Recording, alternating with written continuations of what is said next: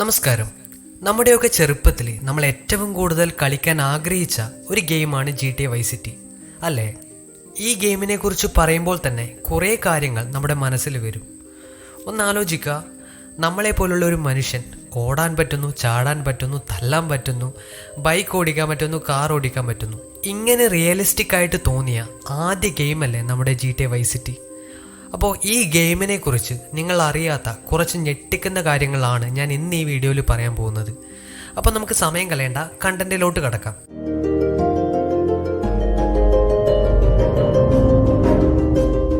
ഒന്നാമത്തെ facts, GTA vice city ആദ്യമായിട്ട് publish ചെയ്തത് 2002 ഒക്ടോബർ 27-നാണ്. അതും പ്ലേ സ്റ്റേഷൻ 2-ൽ. 2003-ലാണ് വിൻഡോസ് XPയിൽ ഈ ഗെയിം വരാൻ തുടങ്ങിയത്. 2012-നാണ് നമ്മുടെ ആൻഡ്രോയിഡ് മൊബൈലിൽ ഈ ഗെയിം സാധ്യമായത്. ഇനി രണ്ടാമത്തെ ഫാക്ട്സ്, ഈ ഗെയിമിൽ നമ്മൾ കാണുന്ന സ്ഥലങ്ങളും അതുപോലെ തന്നെ കൂട്ടങ്ങൾ, മാഫിയകൾ, ഇതൊന്നും ഒരു യാദൃശ്ചികമായി ഉണ്ടാക്കിയ ഒരു കാര്യമല്ല. ഇതൊക്കെ ഉണ്ടാക്കിയത് നമ്മുടെ അമേരിക്കയിലെ മിയാമി എന്ന് പറയുന്ന സ്ഥലത്തിനെ ബേസ് ചെയ്തിട്ടാണ്. നിങ്ങൾക്കിപ്പോൾ ഈ പിക്ചറിൽ കാണാൻ സാധിക്കും, ഈ മിയാമിയിലെ അതേ സെയിം സ്ട്രക്ചറാണ് ഈ ഗെയിമിലും യൂസ് ചെയ്തിട്ടുള്ളത്. അതുപോലെ മാഫിയകൾ, മിയാമിയിൽ ഏറ്റവും കൂടുതൽ കണ്ടുവരുന്നത് ഈ കൊലകളും മാഫിയകളും ഒക്കെയാണ്. അപ്പോൾ അതിൻ്റെ സെയിം സ്ട്രക്ചറാണ് ഈ ഗെയിമിൽ യൂസ് ചെയ്തിട്ടുള്ളത്. നിങ്ങൾക്ക് കാണാൻ സാധിക്കും, ഒരു പ്രദേശത്ത് ഒരു രീതിയിലുള്ള മാഫിയകൾ, മറ്റ് സ്ഥലത്ത് മറ്റ് ഡ്രസ് കോഡുള്ള മറ്റ് മാഫിയകൾ. അപ്പോൾ ഇതൊക്കെ ഈ മിയാമി ബേസ്ഡ് ആയിട്ടാണ് ഡിസൈൻ ചെയ്തിട്ടുള്ളത്. ഇനി മൂന്നാമത്തെ ഫാക്ട്സ്, GTA വൈസ് സിറ്റി ആനിമേഷനിലേക്ക് കൺവേർട്ട് ചെയ്യുന്നതിന് മുൻപ് ഇതൊരു ബുക്കിലെ സ്ക്രിപ്റ്റ് ആയിട്ടാണ് ഉണ്ടാവുക. അപ്പോൾ ഈ സ്ക്രിപ്റ്റിൻ്റെ പേജിൻ്റെ എണ്ണം എത്രയാണെന്ന് വെച്ചാൽ 1000 പേജസ് ആണ്.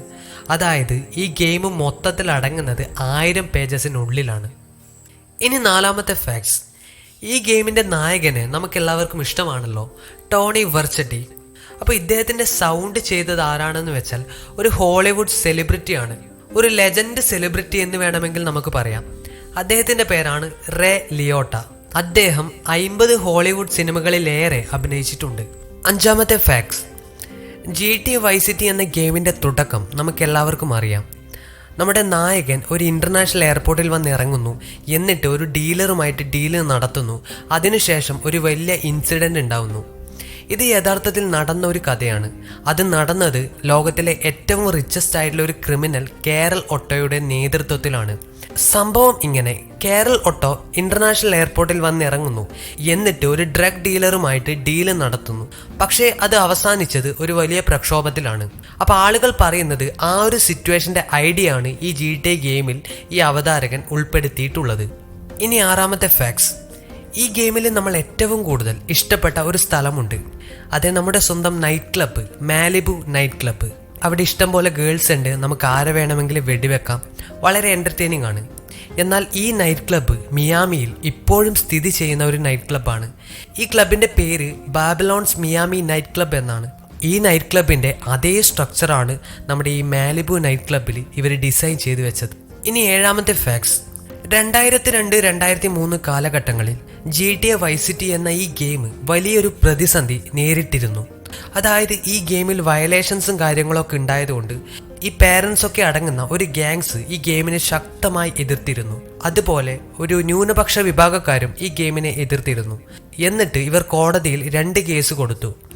ആദ്യത്തെ കേസ് കോടതി തള്ളുകയും രണ്ടാമത്തെ കേസ് കോടതി ഇൻവെസ്റ്റിഗേഷൻ നടത്താൻ തീരുമാനിക്കുകയും ചെയ്തു. രണ്ടാമത്തെ ഈ ഗെയിമിൽ ആരോപിച്ച കേസ് ഇങ്ങനെ: GTA വൈസ് സിറ്റി എന്ന ഗെയിം ഒരു കംപ്ലീറ്റ് കോപ്പിയാണെന്നും അത് കോപ്പി അടിച്ചത് 1984-ൽ ഇറങ്ങിയ മിയാമി വൈസ് എന്ന പ്രോഗ്രാമിൽ നിന്നുമാണ് എന്നാണ് ഇവരുടെ ആരോപണം. എന്നാൽ കുറച്ചു നാളത്തെ ഇൻവെസ്റ്റിഗേഷൻ കഴിഞ്ഞ് കോടതി ഈ കേസും തള്ളുകയായിരുന്നു. കാരണം ഈ കേസിനും അധികം എവിഡൻസ് ഉണ്ടായില്ല. അതുകൊണ്ട് തന്നെ ആ ഒരു സ്റ്റാർട്ടിംഗ് ട്രബിളിന് ശേഷം നമ്മുടെ GTA വൈസ് സിറ്റി ലോകമെമ്പാടും അറിയപ്പെടുകയും വളരെ കുത്തനെയായിട്ട് ഈ ഗെയിം വളരുകയും ചെയ്തു. ഇനി എട്ടാമത്തെ ഫാക്ട്സ്, നമ്മളിൽ ഭൂരിഭാഗം ആളുകളും GTA വൈസ് സിറ്റി മുഴുവനായിട്ട് തീർത്തവരായിരിക്കും. എന്നാൽ ഈ ഗെയിം തീർക്കാത്തവർ അറിയാൻ വേണ്ടിയിട്ടാണ് ഞാൻ ഈ ഇൻഫർമേഷൻ പറയുന്നത്. നമ്മൾ ഈ ഗെയിം കംപ്ലീറ്റ് ആയിട്ട് തീർത്ത് കഴിയുമ്പോൾ നമ്മൾക്ക് കിട്ടുന്നത് 200 health bonus, 200 armour bonus, 2 vehicle strength, അതുപോലെ ഇൻഫിനിറ്റ് എമോ. അതായത് എത്ര സമയം വേണമെങ്കിലും നമുക്ക് വെടിവെക്കാം, നമ്മുടെ തോക്കിലെ ബുള്ളറ്റ് തീരുകയില്ല. അതുപോലെ നമുക്ക് സ്പെഷ്യൽ ബോഡി ഗാർഡ്സ്. ഗൈസ്, തികച്ചും ഇൻട്രസ്റ്റിംഗ് അല്ലേ? അപ്പോൾ ഇത്രയും കാര്യങ്ങളാണ് നമ്മൾ ഈ ഗെയിം തീർത്ത് കഴിയുമ്പോൾ നമ്മൾക്ക് കിട്ടുന്ന സ്പെഷ്യൽ ബോണസ്. 9ാമത്തെ ഫാക്ട്സ്. 2002 ഏറ്റവും കൂടുതൽ വിറ്റഴിക്കപ്പെട്ട ഗെയിം ഏതാണെന്നറിയോ? ഒട്ടും സംശയിക്കേണ്ട, നമ്മുടെ വൈസ് സിറ്റി. അതും 20 മില്യൺ കോപ്പികളാണ് വിറ്റഴിക്കപ്പെട്ടത്, അതായത് 2 കോടി കോപ്പികൾ. ഇനി 10ാമത്തെ ഫാക്ട്സ് ഒരു ഞെട്ടിപ്പിക്കുന്ന ഒരു കാര്യമാണ്. 2003 ഡെവിൻ മൊറോൺ എന്ന് പറയുന്ന ഒരാൾ 2 പോലീസുകാരെ നിഷ്പക്ഷം കൊല്ലുകയുണ്ടായി. എന്നിട്ട് അദ്ദേഹത്തെ പിടിച്ച സമയത്ത് അദ്ദേഹത്തിന്റെ വാക്കുകൾ ഇങ്ങനെയായിരുന്നു: life is a video game, everybody gotta die sometime. അതായത് നമ്മുടെ ജീവിതം ഒരു വീഡിയോ ഗെയിം പോലെയാണെന്നും എല്ലാവരും ഏത് സമയത്ത് വേണമെങ്കിലും കൊല്ലപ്പെടാമെന്നുമാണ് ഇദ്ദേഹം പറഞ്ഞത്. ഇദ്ദേഹത്തെക്കുറിച്ച് കൂടുതൽ ഇൻവെസ്റ്റിഗേഷൻ നടത്തിയപ്പോഴാണ് മനസ്സിലായത് ഇയാൾ ഒരു GTA വൈസ് സിറ്റി അഡിക്റ്റഡ് ആയിരുന്നു എന്ന്. അപ്പോൾ ഇത്രയും കാര്യങ്ങളാണ് GTA വൈസ് സിറ്റിയെക്കുറിച്ചുള്ള കുറച്ച് പ്രധാനപ്പെട്ട പോയിന്റ്സ്. നിങ്ങൾക്ക് ഇഷ്ടപ്പെട്ടിട്ടുണ്ടെങ്കിൽ ലൈക്ക് ചെയ്യുക, ഷെയർ ചെയ്യുക, പിന്നെ സബ്സ്ക്രൈബും ചെയ്യുക.